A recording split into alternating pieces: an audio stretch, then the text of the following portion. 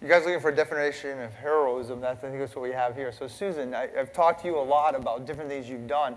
What are some of the things you've seen that have benefited your organization? Well, probably because I'm also heading up customer service, one of the biggest things there was in the early days, we put this roadmap together that said, okay, we're going to have a network and we're going to put it on the Cisco platform. And we had a phone system that I don't think we could get voicemail very well. We used to punch down lines. I mean, it was a pretty bad thing. And back in 2003, the executive staff agreed that we could do this voice over IP, and that was like, oh, I can't believe we're doing this. This is great. I do love my job. So I was very excited about it. But what it really did is it set the stage for when I came to become the head of customer service. I wasn't initially. And I think Ray, strategically, that's the president of our company, decided he would make me the head of customer service because he knew that there was a fusion between business and technology, particularly in that area. So by rolling out the voice over IP, we then put a call manager in place. It was then called IPCC at the time, I think. Yep. But what that allowed us to do is in Dave's group, as we're talking about the product, we have highly specialized and skilled people who understand saws and how to make saws and how to make a sawmill work. And those people are located mostly in the northwest of the country. So we're not going to sit in Fitchburg, Massachusetts and hire a college kid to come in and sell saws. It doesn't work that way. When we acquire a business or we have a specialist, I need to be able to have that person work from wherever they are. So recently, my story is that when we did this acquisition out west, I think Dave and I lived there for about a month together, doing that integration, and we also were able to hold on to two of the people that were specialists in that business. One out of her home office, now her home office in Georgia, and one is staying up in the Portland area.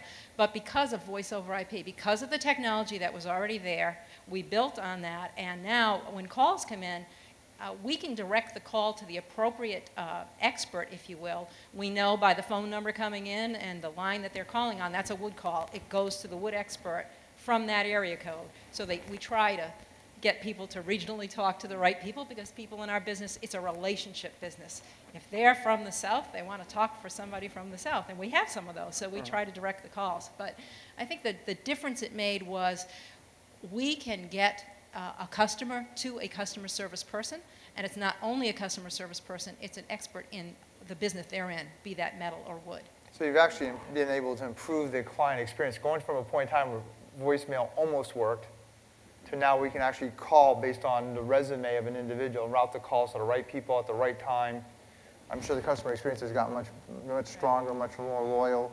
Oh, absolutely. And Susan's group has been responsive as well, because it's adaptive. And when we go to her and we say customers are crying that they can't get a person, her group is able to adapt to that, understand that that's a pain point for the customer, and then she was able to change the system. She could tell you how she did it, but she was able to change the system such that rather than having people queue up waiting for someone in particular, she'd look at the phone numbers, she could route it to anybody. So I could always have the customer say, at least I got somebody, and then that customer service person can either take care of them or transfer it on from there.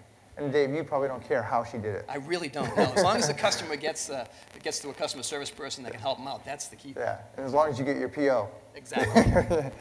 So what I'm hearing has been remarkable. I mean, considering that a few years ago you guys were around 100 million, you grew to about 160 million, and the economy took a nasty turn for you, you went back down to 100 million. That's a pretty substantial drop. So to do all these changes, how do you make these continuous improvements in spite of the economy? What are the things that you're doing? Susan, what are some of the things you're looking at or doing? Some of the things that, it's just a philosophy in our company. I think our vice president of manufacturing likes to call it, we put lean in the drinking water. Okay. So every employee has taken Lean 101. We are all participants in a Kaizen event on a regular basis. So Susan, just real quick, could you describe lean in case someone here doesn't understand what lean is? So what we are looking at is in the manufacturing context, we might go out to an area of the shop and analyze that area, and it would be a cross-functional team. Might be somebody from the office, somebody from marketing, the actual people in manufacturing. As a team together, we sit down and we review a process, or we diagnose a problem, so to speak. And as we're doing that, we're looking at where's the waste? How can we eliminate waste in this process? So we might do spaghetti charts. We might, we're looking at what are the problems. We do some analytics, and then we look back and we say, okay, how can we reorganize this so it'll be more efficient? We'll take all the waste out of the process. I can't remember exactly, but there was a one done in the Ford shop on the bits. Did we not make them in batch, and then we found that making one at a time, or there was a process there. I can't exactly remember that one, but that was pretty significant. Yeah, we had brought in Mr. Doy, who works with the Toyota Corporation on that, and he challenges everything that you're doing and says, why are you doing it this way? Even if it's as simple as, an employee having to walk across to get a tool from a different area. That's wasted time and energy. So we really focus on that. And we had one operation where parts would move from one section to another section to another section. And we actually built cardboard mock-ups of what an efficient operation could be, where one operator could actually cycle it through 3 or 4 different machines right in sequence and not have to wait with a batch in order for it to process to another operation. And it just really challenges the status quo that's going on in a way that's a little intimidating, but it shakes the foundation so you're stronger. You might just mention that we've also done this in the office. I don't know if you want to relate the Vermeer story. The Vermeer story is from a customer service standpoint, that was a customer that had a pain point with us. They require next day delivery. It has to be on time, it has to be complete, and we were not at 100%. And they let Dave and company know about that. And so what we did is we engaged the customer. We asked the customer to come in and participate on our lean event to figure out how are we going to fix this problem together.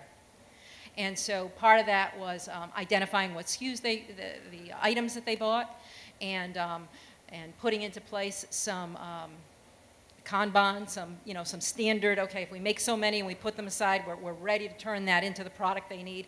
And we came up with a process that would ensure that if we got the order by 10 in the morning, that was a customer agreement, if they got us the order by 10 in the morning, they would have the product the next day.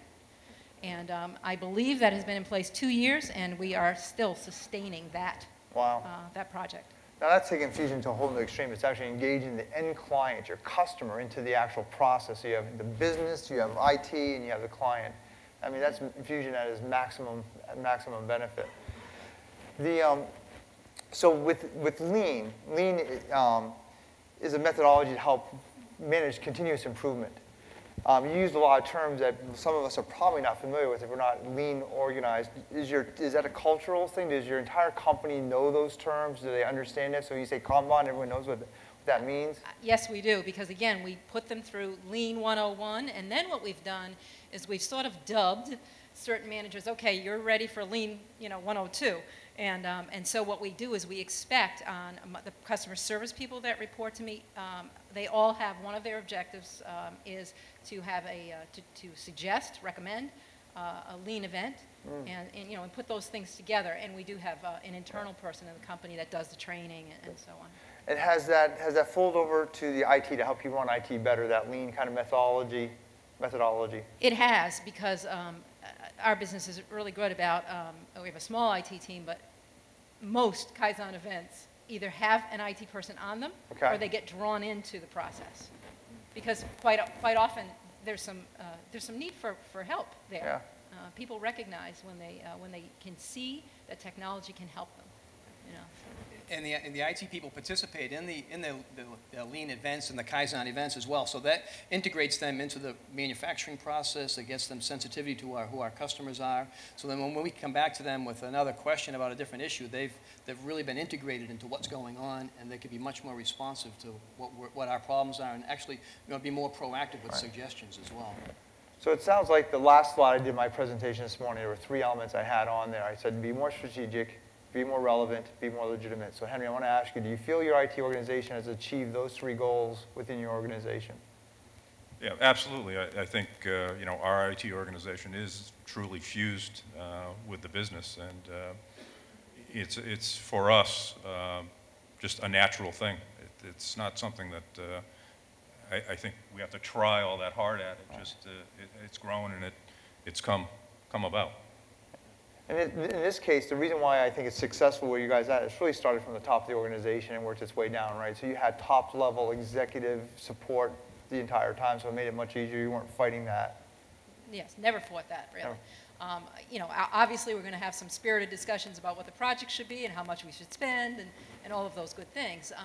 But I feel that from the time before I was even hired, it was clearly, you know, communicated to me that we believe in technology and we think that you can help us get there. And, you know, if you accept the challenge, you know, here it is, and we'll support you. And we have a company environment that, you know, we're allowed to take risk. You know, if you never fail, you're not challenging yourself. I didn't make that up. I read that someplace, but I really believe it. I really believe it.